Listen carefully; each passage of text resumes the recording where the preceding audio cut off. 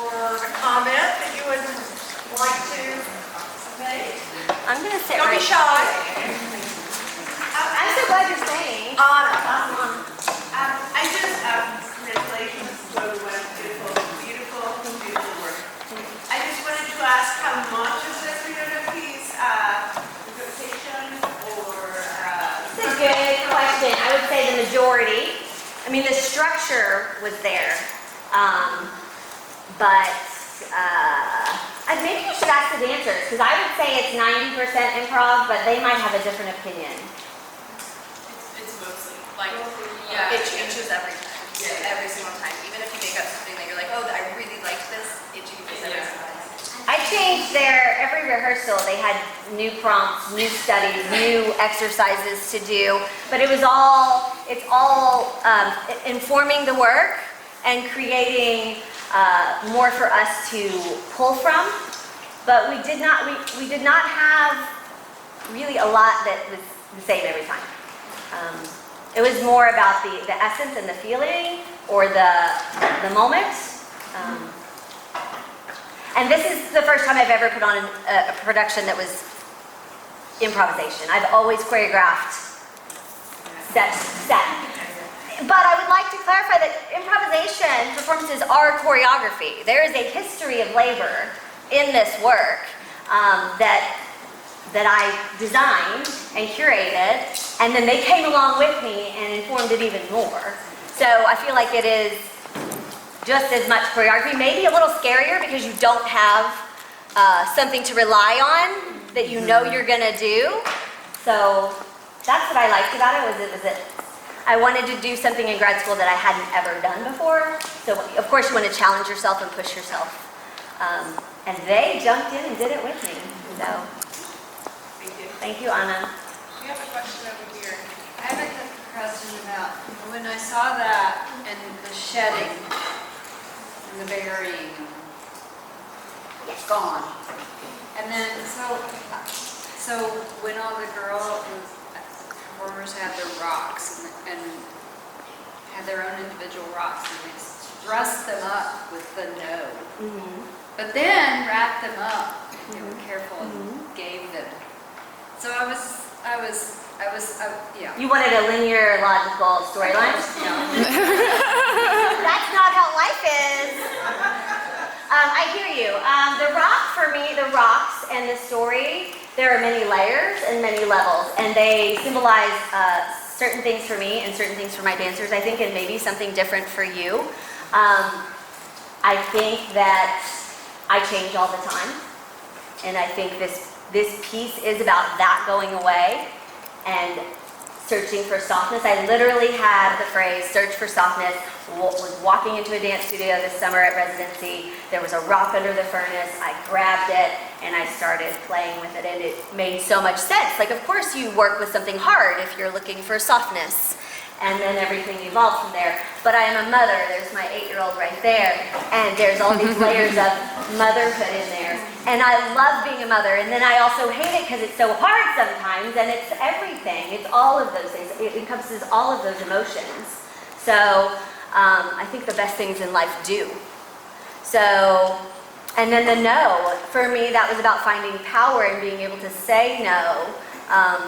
But that doesn't mean that I can't say yes also, or invite something back in.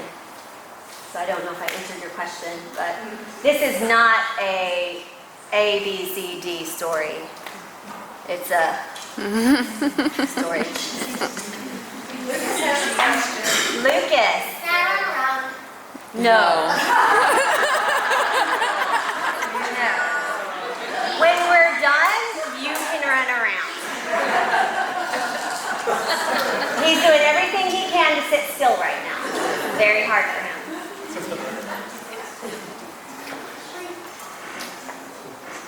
Other questions or thoughts? I know one of the things that comes to me when Misty talks about improvisation is it's telling how much these young dancers were, okay, you're young to me, I know, you're going, we're not that young to me, I'm additional.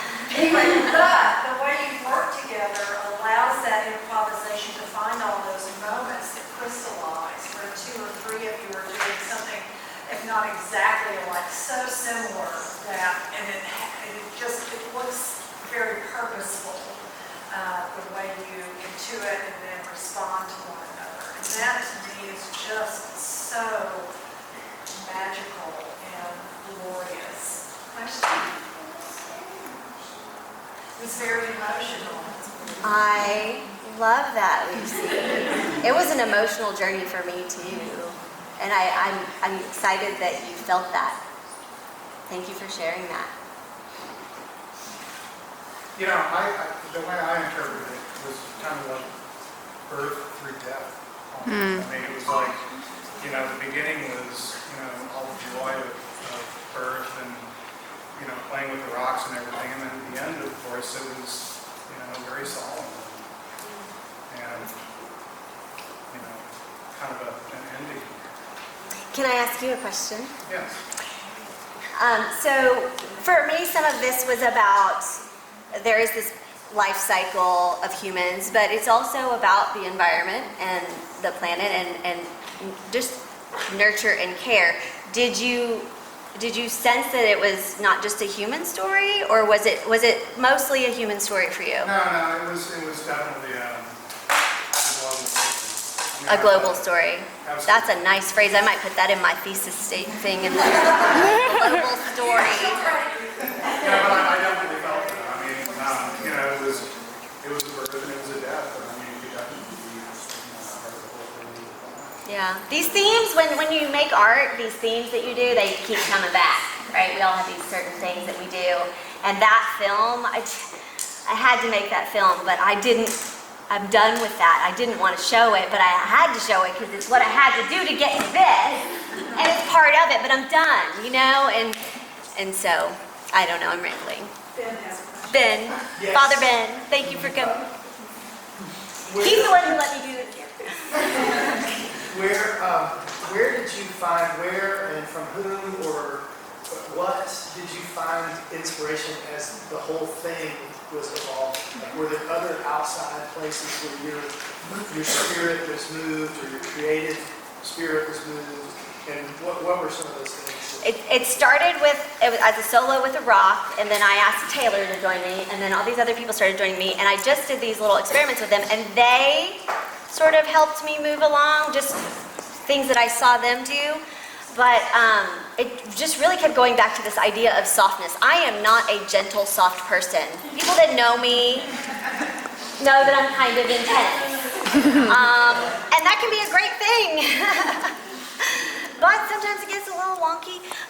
So I truly am searching for softness, and this idea of wrapping these beautiful rocks up because I care about this planet, and then wrapping you up because I think we're all so important and we need to care for each other. Like, it all just happened. It was all about softness. I just want to do something, I want to wrap you all up. I actually wanted to swaddle you, but I thought that would be a really bad idea. But it really came from rocks and the idea of softness and the idea of how can I be softer? It just kept going back to that. How can I be gentler? How can I appreciate, I guess, somewhat the feminine, because I think I'm kind of a forcer, you know, and I wanted my body to be stronger, and I'm like, my body could be so many other things. So for me, it really was just a research on softness that was very rich and satisfying. Misty, we have this Yes, gentleman, sir. this young lady. The other day, we celebrated the Day of the Woman. Yesterday, it should have been yesterday, right? Do you think this could have been done by then? Oh, that's a great question. That's going to go in my thesis too. Yes, I do. My immediate answer is yes. There was tons of feminist, maternal commentary, but some of these young ladies are not mamas yet. And I said to them all the time, this is not just the female experience. This is about nurturing. You don't have to be female to nurture. And you could, I mean, let's not go too crazy here with this conversation, but yes, men could do it and could do it very well. This was about, I believe we all have feminine and masculine energy, and that it's together. And you know, there's just a lot more female dancers in the dance department. So that's it, you know. So there's that. There's that. Lucy, you have another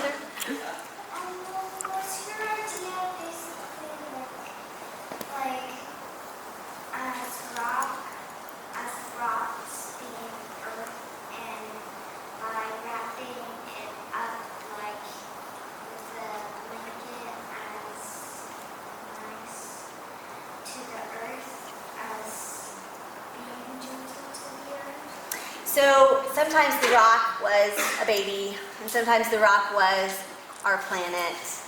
And, you know, I want to do better for our planet, and I'm always trying to do better. There's room for improvement for sure.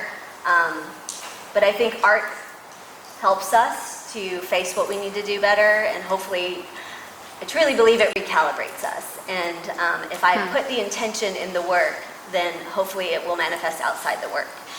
So sometimes the rock was the baby, and then sometimes it was the planet, and sometimes it was you, right? It can be all of those things. It can be all of those things. It doesn't just have to be one thing. So I wanted to talk about the video a little bit. I know that you're sick of it.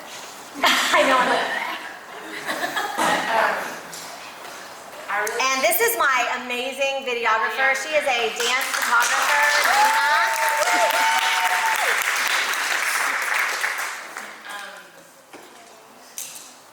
but I think the thing that struck me was actually you breathing on the bone. I'm like the breath of creation. And sorry, I love That's it. okay, I'm yeah. emotional. Bring it. But I just wanted to ask, I guess, about your faith and Yeah. the input of your faith into your struggle with illness and childbirth, and then with creation and how those things weave together. You're going So I there. thought, like, the video for me is a lot of physical theme, Yeah. like the dry bones, right? And Yeah. get up dry bones. Thank you for your And question. that's what I saw, and so I just wanted to hear Yeah, that I'll from speak you. to that for sure. It is no accident that this is here at a church.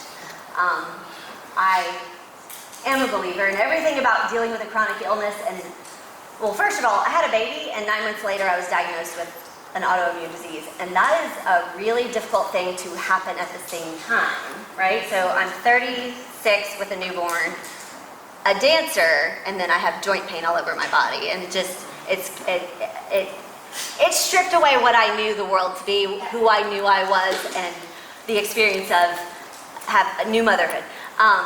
So yes, my faith journey is in there. I already knew God, but my relationship with God became stronger because I think pain forces us to address things and pay attention in a different way. And I hate to be cliche, but like I know my body so much better now for having been through this experience of chronic pain. And I'm in a good place.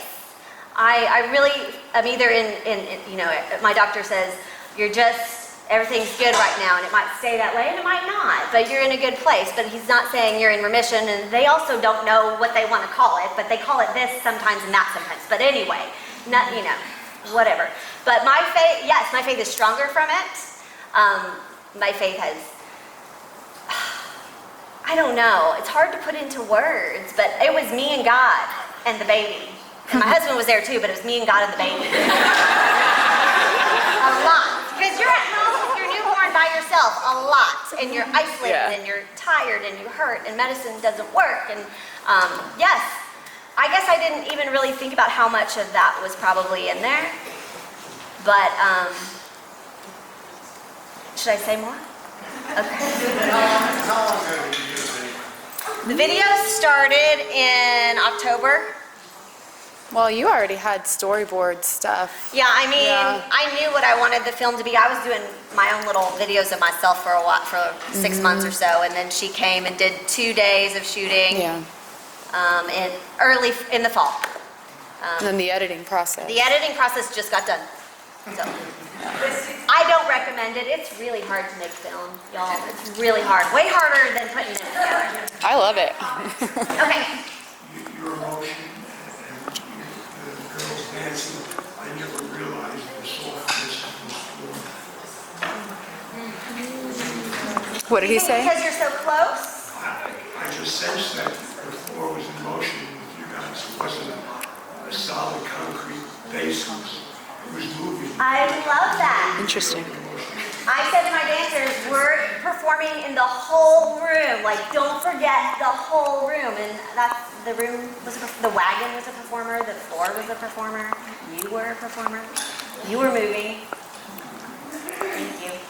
These two young men have. Okay, commented. Colt This is first. Hold first. I was gonna say that like it was really like amazing to see like all of this, and I know that you worked really hard and that you really probably or you really love to stretch and you love to think about God because God died for our sins, and you just want to be like Him, and you want to be nice to people, you want to be kind. Thank you, Colt. That was lovely. Lucas. I was gonna say, why did you make like weird faces like That's my kid. He doesn't know it, but he's going to theater camp, and he's dramatic. And he's going to make weird faces one day, too, for people.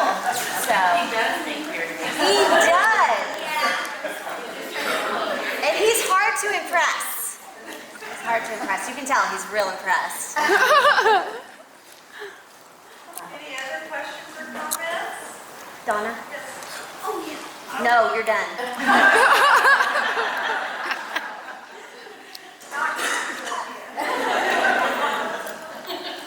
I would like to say that I love that you took your inspiration from bones and stone, because it's so ancient, fossils, and so it just brought in the eternity of life. And the eggs that I saw portrayed, the burden of life sometimes, the joy, the playfulness. I loved that everything was improvised. I loved that the dancers didn't have a routine because life never goes the way we plan it. So that it was allowed to be malleable and expressive. And I thought that brought out the best of every dancer. Thank you, Donna. Love your work. Thank you. Oh.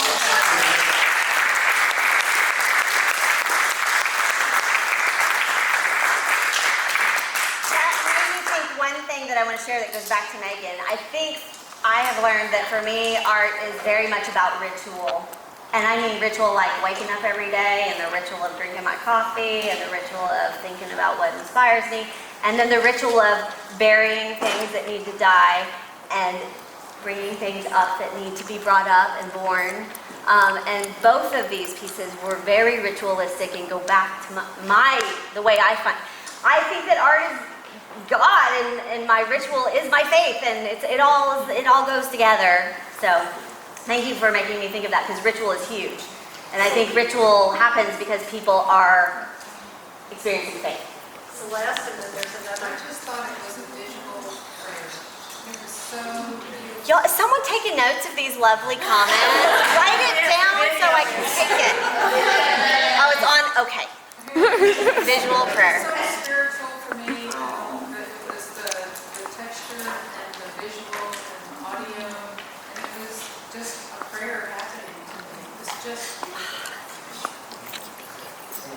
And there was another comment or question? It was amazing. All the dancers, you were amazing. Excuse me, allergies. You were amazing. And watching your movements, even at the beginning, and just watching your concentration, that was moving in itself. It just set the tone, I think, for the whole event. But what touched me so much was when you handed me the rock. Because I was Lucas's first grade teacher, and she handed me Lucas and Colt. Yeah, Colt. Don't forget Colt. Yes. And handed them to me and said, take care of them. But when you handed me the rock and said, take care of it, and I was like, God handed you earth and said, take care of it. And I had no idea I was going to say that to you. That just came out. Whole new meaning. But I've already had that experience with you with Lucas. And to have that, oh yes, you need to do this about the earth as well. It's very touching. Oh, thank you so much, Mrs. Google. All right, Donna. Double dip. Speaking of creation and God and faith, this performance was a co-creation Mm-hmm. of your kind of anti-cosmic energy. You need to be in the next one. She's in it, I can tell she's in it. Anybody else? Well, if you have something else to say, oh, hold on, Lindsay. Yes, I have something to say. I was wondering, it's interesting, I was totally wrapped up in the rocks as a very human story. So I was having that whole experience. I didn't, obviously, rocks are part of the earth, and I've always been really into rocks ever since I was little. So that's not my question. I wanted to ask about the small rocks that you gave us from the wagon, because I wasn't exactly sure. I was wondering if you could speak about them. Yeah, so I really wanted to involve the audience, but I wanted it to be an invitation and a comfortable thing. I didn't want to put the audience on the spot. You can cast your audience, and I could have made you uncomfortable. My goal was to make you feel comfortable and to invite you in without making you do something you didn't want to do. And my hand got to touch your hand, and then I got to ask you to share, and I was trying to build community amongst us. And I wanted you to have something to take away if you wanted to. And you also had the option to, you never know if somebody's going to get up and do something like put the rocks on, but you had the blankets on, so you probably wouldn't do that. But it could have happened, right? I was like, well, if I don't swaddle them, they might all walk up and put the rocks on, and that would be beautiful too. I wanted to be surprised too. So I put a lot of things in that I didn't know what would happen with. And I just loved the wagon, and I wanted to walk around with a wagon. So I had to make a reason. And yeah. It was nice being included. Good. As, you know, so often we go to art and we're only get to be an observer of it. So it was really nice, especially obviously in this space where you can see the other audience each members. other, You can see yeah. how people are reacting to it, and you're reacting to it. It was really nice to be a part of that. Wonderful. That was an intention that I think we all put our hearts in, the dancers too. One of your dancers has a question. I want you to talk more about the wagon and what the wagon means to you. Okay. Well, in this piece, there's a lot of dualities. There's hard and soft. There's birth and death. There's old and young. And big time is child, adult, work and play. Play is huge in my inspiration. And I felt like I wanted a symbol that represented childhood. Because I think we all have the child in us, no matter how old we are. And I think we forget to play. And I think I have found a lot of healing in playing. And improvisation, I think you can interchange that word. It's playful. So I wanted a visual symbol for that. And I just knew I wanted a red wagon. I just knew I did. And my husband had to drive me around to thrift stores. We had to find one. And it took a while. But once I found it, it was great. And that's it. I mean, I just wanted a symbol for childhood, to be present.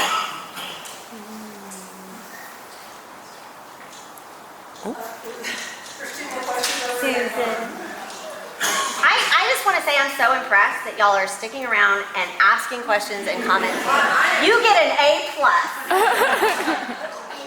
Well, and actually, I was going to make a comment, and what you just said about us getting an A+ as audience members kind of feeds into that. My comment, I love your beginning, the way you came in and said hello, and how are you, and you were it was so whimsical and playful and funny. My husband and child, did y'all hear that I'm funny? Because they like to tell me that I'm not funny. I just had to put that in the record book. Well, I guess maybe you can be funny, but I love the way, I love the whole thing, and I'm not familiar at all with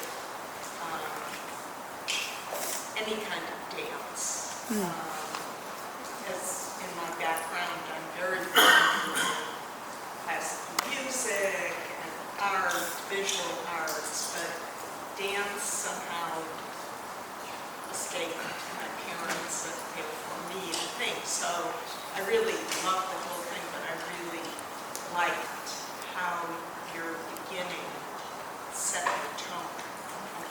I appreciate that, thank you. Kinsey, did you have something? No, I was trying to get your attention. Oh, okay. Thank you. Megan?